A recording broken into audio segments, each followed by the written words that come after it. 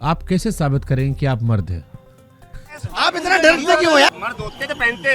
ये एकदम गलत बयान है। पुलिस हम चाहते हैं कि सरकार तक हमारी बात पहुंचाए, तो इसीलिए आप देखेंगे उस वीडियो में मैंने उस बात को हंस के टाल दिया।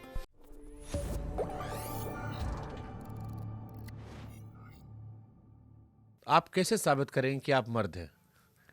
अब वो तो ये खैर मर्दानगी क्योंकि की कोई डेफिनेशन सोशल मीडिया पर ये बड़ा पड़ा है कि भाई हमने वर्दी पहन के छोड़ दी। उसने कहा मर्द होते तो पहने रहते। पहने रहते अब हैं। लौंडे हमको मैसेज कर रहे हैं कि अभी सर से पूछिएगा नहीं, कि कैसे साबित करें मर्दानगी। ये एकदम गलत बयान है। देश में आप बताइए पुलिस के अलावा और कौन वर्दी पहन रहा है? ये मैं पहन के पहन रहा हूँ, मेरे लिए ये वर्दी है। ड्रेस बेसिकली वर्दी है। अब वर्दी की डेफिनेशन क्या है? अब शुभांकर के लिए वर्दी ये है कि भाई वो पूरे दिन ब्लैक ड्रेस में रहते हैं, दिस इज कॉल्ड वर्दी। तो वो उनका एक बड़ा खराब बयान था, बट मैंने उस बयान को इस तरीके से जस्टिफाई किया कि कई बार जब बहुत प्रेशर होता है पुलिस के ऊपर भी, ऊपर प्रशासन से प्रेशर आ रहा है, और हमारी लड़ाई पुलिस के खिलाफ भी नहीं है, हमारी लड़ाई सरकारी सिस्टम जो कि विफल हो रहा है, एग्जाम सिस्टम जो विफल हो रहा है, एजुकेशन सिस्टम जो अपडेट नहीं हो रहा है, इन सब के खिलाफ हमारी लड़ाई है। तो पुलिस का हमें सहयोग चाहिए, और पुलिस हम चाहते हैं कि सरकार तक हमारी बात पहुंचाए, तो इसीलिए आप देखेंगे उस वीडियो में मैंने उस बात को हंस के टाल दिया। हालांकि पुलिस प्रशासन पर इसके बाद बहुत सारे सवाल खड़े हुए कि नेता लोगों के सामने झुक जाते हैं, उनकी भी मजबूरियां होती हैं। लेकिन आपको क्या लगता है क्यों मतलब वो पुलिस वाले का रिएक्शन आपके खिलाफ वैसा आया? वो प्रेशर मैं वो मानता भी तो हूं तैयारी कि- करे गया होगा कभी। हाँ, तैयारी करके गया होगा, उनके बच्चे हमसे पढ़ रहे होंगे, और तमाम देश में आप देखें, अगर दिल्ली में आज हम जिस डिपार्टमेंट में चले जाएं, इनकम टैक्स, जीएसटी, किसी थाने में, तो हमारे पढ़ाए हुए बच्चे हैं वहाँ, क्योंकि हम उन लोगों को ही पढ़ाते हैं जो सरकार और जनता के बीच में मीडियम है, माध्यम है। हमारा पढ़ाना ही उन लोगों के लिए है, उन्हीं एग्जाम्स की तैयारी हम कराते हैं। तो प्रेशर में कई बार ऐसा होता है कि उन्होंने बिना सोचे समझे ये बात बोल दी। तो मुझे लगता है कि ये बात अगर कोई एसीपी या डीसीपी कहता है तो शायद हम लोगों को इसको इतना उठाना चाहिए। वो लोग जो रोड पे खड़े हैं, पसीने में परेशान हैं, कोई बात गलत निकल सकती है। मैंने उस चीज़ को इतना, मुझे नहीं लगता कि वो कोई इंटेंशनली बोली गई बात है। आप लोग पर एफआईआर हुई है? हाँ, काफ़ी सारे शिक्षकों पे एफआईआर हुई है। मेरे ऊपर एफआईआर नहीं है, मेरे ऊपर खाली कहा गया है कि मैं सरकार की नीतियों के खिलाफ लोगों को बोलता हूँ, और उसके पीछे सरकार की मंशा होती है कि जो लीडर है, जो लीड कर रहा है उस चीज़ को, उसको छोड़ दो। डिटेन करना भी हो तो उसको छोड़ दो, एफआईआर करनी है तो उसको छोड़ दो। उसके पीछे होती है कि अगर हम लीडर को ही सीधे अटैक कर देते हैं तो कोई भी आंदोलन, कोई भी प्रोटेस्ट उग्र हो जाएगा, क्योंकि आह्वान तो मेरा ही था, और ये लड़ाई मैं पिछले 8 साल से लड़ रहा हूँ। मतलब बहुत बड़े बड़े आंदोलन भी किए और बहुत बड़े बड़े सुधार भी किए हैं। मैं आज ये सोचता हूँ या कहता हूँ कि अगर हमने उस वक्त आवाज़ ना उठाई होती तो सिस्टम और ख़राब हो गया होता, क्योंकि 2017 में इतना बड़ा प्रोटेस्ट हुआ जब पूरा पेपर लीक हुआ, सीबीआई जांच हम लेकर आए उसमें।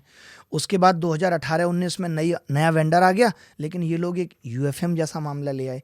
तो इन्होंने भी सोच लिया है कि कैसे बच्चों को कमज़ोर करना है, एक ऐसा प्रोसेस बना दिया है जिसमें वो बच्चा बस घूम रहा है, उस चक्रव्यूह से बाहर नहीं निकल पा रहा, बस वो तैयारी करे जा रहा है, तैयारी करे जा रहा है, नौकरी किसको मिल रही है ये पता ही नहीं चल पा रहा है।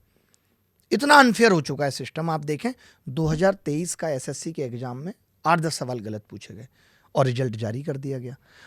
तब जारी कर दिया गया जब ये लोग बोलते हैं कि अगर कोई सवाल गलत है तो आप हमें 100 रुपये देकर बताइए ये सवाल गलत है। ये लोगों से 100 रुपये मांगते हैं। इनको लगा इससे बहुत कमाई हो रही है, तो इन्होंने एग्जाम में 100 में 16 सवाल गलत पूछना शुरू कर दिया। यानी एक बच्चा इनको 1600 रुपये पे करेगा, जिसके माँ बाप मजदूरी कर रहे हैं। कौन करता है सरकारी नौकरी की तैयारी जिसके माँ बाप के पास अपनी खेती भी नहीं है? सारे गाँव बच्चे में देते होंगे 1600 रुपए। हाँ, हर बच्चा, सबको लग रहा है कि मेरा क्यों छूट जाए, क्या पता मेरे मार्क्स ना बढ़े। 1.5 लाख बच्चे अगर प्री क्वालिफाई कर रहे हैं, एक एग्जाम में आपने 8-8, 9-9 सवाल गलत पूछ लिए, सोचिए कितना पैसा पहुंच रहा है। ये बात जब मैंने अभी एसएससी चेयरमैन से मिलने गए तो वहाँ पे मौजूद डायरेक्टर ने कहा कि ये इल्ज़ाम आप मत लगाइए कि हम पैसा वसूल रहे हैं, ये पैसा सरकार के पास जा रहा है, इससे रोड बनती है। मैंने उनके मुँह पे कहा आप 100 सवाल गलत पूछे, देश की सारी रोडें बना दीजिए। पैसा कमाने के तो फिर और भी बहुत तरीके हो सकते हैं। किस किस टीचर पे एफआईआर हुई है?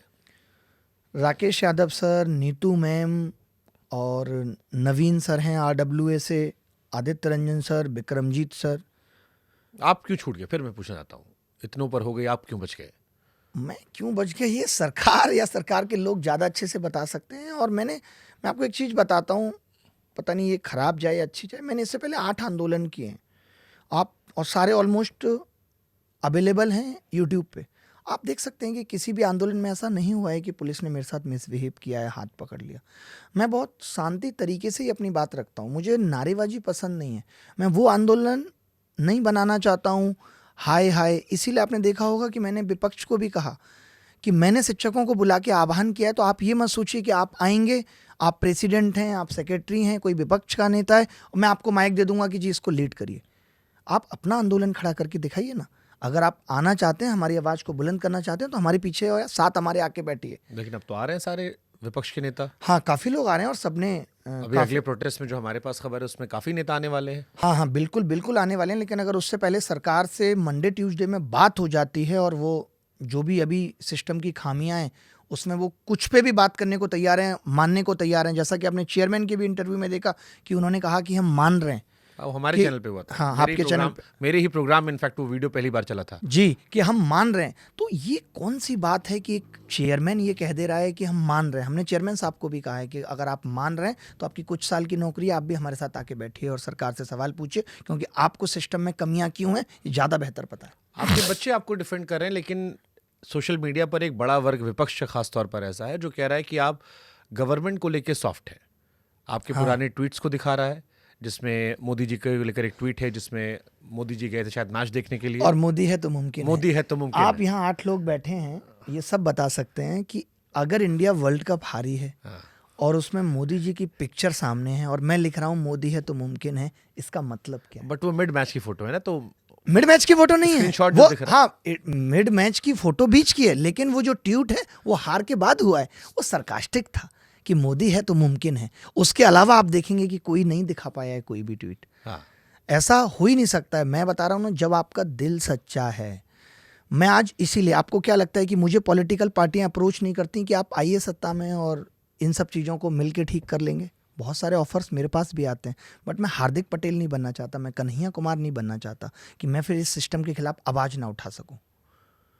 तो मेरा ये इंटेंशन नहीं है। चाहे आज, और मैंने जहाँ विपक्ष शब्द यूज किया है, वो विपक्ष से लोगों ने ना, आजकल सोशल मीडिया का दौर है, वीडियो का कुछ भी पार्ट काट के आप जोड़ देते हो। एक तरफ मैंने राहुल गांधी की बात की, उसके बीच में मैंने और बातें भी की हैं, उसके बाद मैंने बोला विपक्ष की औकात नहीं है। उसका मतलब लोग ये कह रहे हैं कि क्या राहुल गांधी अकेले विपक्ष हैं, और किस एंगल से हैं राहुल गांधी अकेले मैंने विपक्ष? बच्चों को देखा आपके सपोर्ट में, जो आपको फॉलो करते होंगे, उन्होंने आपके सपोर्ट में वीडियोस बनाए कि एक वीडियो के आधार पर जज मत कीजिए। लेकिन फिर भी मैं ये एक सवाल को कोट कर देते, सवाल बहुत ज़्यादा आया था मेरे पास कि जब सत्ता पक्ष से सवाल पूछना चाहिए था, जब प्रोटेस्ट सत्ता पक्ष के खिलाफ होना चाहिए था, तो सरकार या सरकार से जुड़े किसी लोगों का नाम आपने नहीं लिया, विपक्ष के नेताओं का नाम ले लेकर फिर वो औकात वाला जिक्र कर दिया। अरे मैंने मेरे जितने इंटरव्यूज हैं, मैं बिना मोदी जी के शुरुआत ही नहीं करता हूँ। लोग मुझे खुद कहते हैं, वहाँ पे बैठ के भी मैंने एक इंटरव्यू दिया है जिसमें लोग पूछ रहे हैं कि आप मोदी जी को क्यों जिम्मेदार ठहराते हैं। तो मैं हमेशा कहता हूँ क्योंकि इस देश में सब कुछ मोदी जी के नेतृत्व में हो रहा है। आप रेल मंत्री का बयान सुनिए, जब वो अपना भाषण शुरू करते हैं, मोदी जी के नेतृत्व में हमने रेलवे को इतना ट्रैक पे ला दिया कि हर महीने में 3-4 बार उतर जाती है। तो मेरी तो लड़ाई, मैंने तो वीडियो जारी किया है कि ये देश एक वन मैन शो हो गया है। मोदी जी देश सही हाथ में है, लेकिन सही हाथों में नहीं है। रेल सही हाथों में नहीं है। अगर रेल की कोई समस्या है तो जहां रेल मंत्री हर बात पे ये कहता है कि मोदी जी के नेतृत्व में है, तो सवाल किससे किया जाए?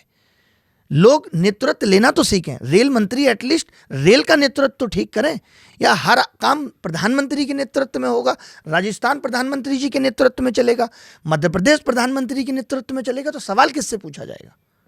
आपको डर नहीं लगता नरेंद्र मोदी जी अमित शाह से? नहीं, इसमें डर नहीं। देखिए, जब आप सच्चे हो और आपने कुछ भी गलत नहीं किया है तो आपको कभी डर नहीं लगेगा। और ऐसा कितनी बार हुआ है।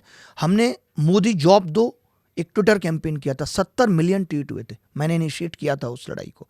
उसके बाद मोदी जी की टीम से हमें मैसेज आया था कि चाहते क्या है। हमने बताया कि 5 साल से आप रेलवे के बच्चों से पैसा लेके बैठे हो, एग्जाम नहीं हो रहा। तो जब आप बोलते हो ना, तो आप दिखते भी हो कि आप सच्चे हो। मैंने बहुत कुछ त्यागा है इन सब चीज़ों के लिए, जो मैं आज बच्चों की लड़ाई लड़ पा रहा हूँ। आप जो कह रहे हैं कि जब लोग सवाल उठाने मेरे पे भी लगे तो इतने सारे लोग जो सपोर्ट में आ जाते हैं। मेरे पास अपना कोई वीडियो एडिटर भी नहीं है आज की डेट में। मैं सिर्फ एक साधारण शिक्षक हूँ जो पढ़ाता हूँ। अभी भी मैंने अपने ट्वीट में कहा है कि जब मांगें मान ली जाएंगी तो आप लोग एक अच्छी राजनीति करिए। मुझे राजनीति में इंटरेस्ट नहीं है, या शायद मैं कभी राजनीति में तब आऊं जब राजनीति किसी एक आदमी के नाम पे ना हो रही हो, जब राजनीति देश के हित में हो रही हो, तब शायद मैं राजनीति में। और ऐसा किस दौर में हो रहा था? राजनीति देश हित में? हाँ। नहीं, अब मतलब ये आपने कमाल का सवाल पूछा है, किस देश दौर में हो रहा था। हाँ। यानी कि अगर मैं आज इस फोन की बात करूं तो खुलने वाले फोन भी उस दौर में नहीं थे। तो क्या मैं इसके लिए भी ये मान लूं कि वो पार्टियां असफल थी जो खुलने वाला फोन फिर भी एक जानकारी, क्योंकि आपका एक नजरिया है, आपने कहा कि आप पॉलिटिक्स की तरह देखते हो, वो कौन सा दौर था भारतीय राजनीति का जहां आपको लगता है कि अच्छी राजनीति चल रही थी? लेकिन इतनी बदतर नहीं थी। अगर मैं एक एग्जाम्पल देश के प्रधानमंत्री अटल बिहारी वाजपेयी साहब का लूं, सेफ खेल दिया आपने बीजेपी वाले का नाम। नहीं, मैं सेफ नहीं, मैं आपको पूरी बात बताता हूं। जब वो विपक्ष से डिस्कशन उस वक्त हुआ करता था, या आपने एक बयान अटल जी का ये भी सुना होगा, जब वो विपक्ष में थे और उन्होंने कहा कि मुझे विदेश नीति के लिए बाहर भेजा गया था, सरकार में भी नहीं थे, यानी उस वक्त विपक्ष को इंपॉर्टेंस दी जाती थी। तो वो तो अभी भी दी गई कि वो कह देंगे हमने शशि थरूर को भेजा, उमर अब्दुल्ला को भेजा। कहाँ भेजा? हाँ, मैं मान रहा हूं, लेकिन जो विपक्ष का मेन नेता है, आज आप मानसून सत्र की अगर बात देखें, उसमें जितने भी डिस्कशन हो रहे हैं, राहुल गांधी जी ने सरकारी सिस्टम या जो एग्जाम सिस्टम, इस पे आवाज उठाई, या किसी भी चीज पे आवाज उठाई, तो आप मुझे बता दीजिए कि कौन सा ऐसा पक्ष का नेता है जो एक बात को भी ये कहता है कि नहीं आपने ये बात उठाई है, हम इस पे विचार करेंगे और इसे ठीक करने की कोशिश करेंगे। आज क्या हो रहा है? आज हम लोगों की होप क्यों टूट गई है कि आप मानसून सत्र में आवाज उठा दीजिए? आज हम लोगों ने मीडिया से भी कहना छोड़ दिया है, क्योंकि आवाज उठाने सिर्फ मकसद नहीं है कि मामला चर्चा में आ जाए। हल क्या होगा? आप देखिए, मैंने 31 तारीख को हर मीडिया से सवाल किया कि आप आ गए हमारे पास, हमसे पूछते हैं ये मुद्दा है, कभी आप चेयरमैन साहब से जाके पूछिए, और हुए चेयरमैन के इंटरव्यू। तो अब ये चीज़ें सोचिए पॉजिटिव हो रही हैं कि लोग चेयरमैन का इंटरव्यू ले रहे हैं। अगर आज का यूथ इस तरीके से प्रेशर बनाता गया ना, तो मीडिया जो बेचारी दब गई है, उसको इतनी हिम्मत मिल जाएगी कि वो सीधे मोदी जी से सवाल कर पाएगी। क्योंकि हम 2014 के पहले के जो घोटाले थे, उनसे इतने परेशान हो गए थे कि हमें मोदी जी के वादों ने ही मंत्रमुग्ध कर दिया था, और हम प्रेशर में आ के हंसते रहे। मोदी जी आए, पहले वो प्रेस कॉन्फ्रेंस करते थे, एक दो इंटरव्यू करते थे, एक पत्रकार ने लिया था जहाँ पे बेरोजगारी की भी बात कही थी, और उन्होंने कह दिया था कि बाहर समोसा बेचने वाला भी रोजगार ही है, और उस पर वो पत्रकार ने हंस दिया था। अगर उस वक्त शायद इस बात को काट दिया गया होता तो मीडिया की हिम्मत रहती, और प्रधानमंत्री साहब करते भी। हमने ही तो हमारे डर ने, हमारी खामोशी ने सरकार को तानाशाह बनाया।